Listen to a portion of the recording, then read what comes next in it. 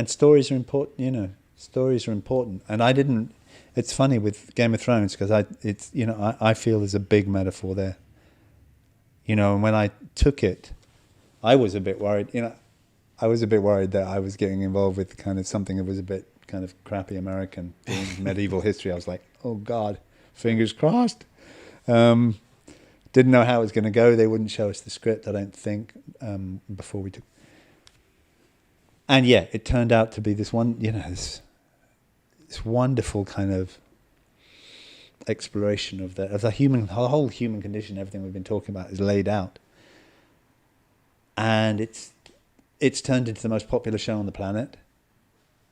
And the story it's telling is, like I say, it's like all this our separateness and all these families and kings and queens fighting for power, and then this threat comes, and they have the only way to overcome the threat is they have to come together and collaborate. And I love that. I love the fact that metaphor, and I mean, this is, maybe it's not, but the fact that a young northern girl was the one who got, who took out the Night King. Yeah.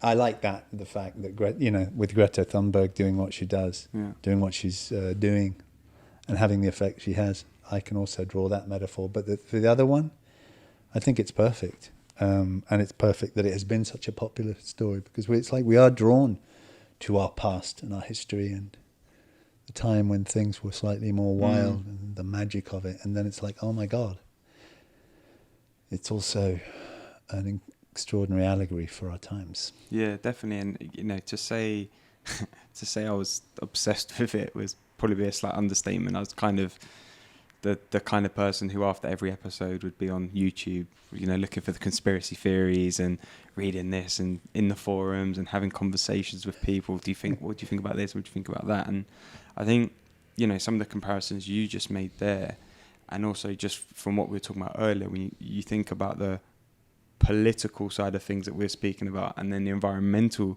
state of things, I think that was very much represented in the Game of Thrones versus, the threat coming from the north, and also you've got, like the north trying to break away from the rest of, which could be, us at the minute, and Brexit and all those sorts of things. Yeah.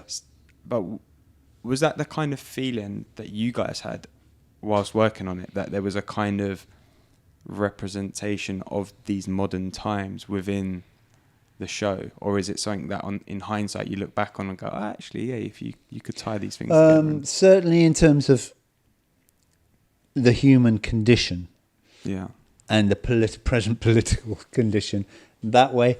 It wasn't until kind of toward the end of and we were doing the last season, and with the climate crisis, because that's what I meant in terms of the metaphor, in terms of the White Walkers, winter is coming kind of thing.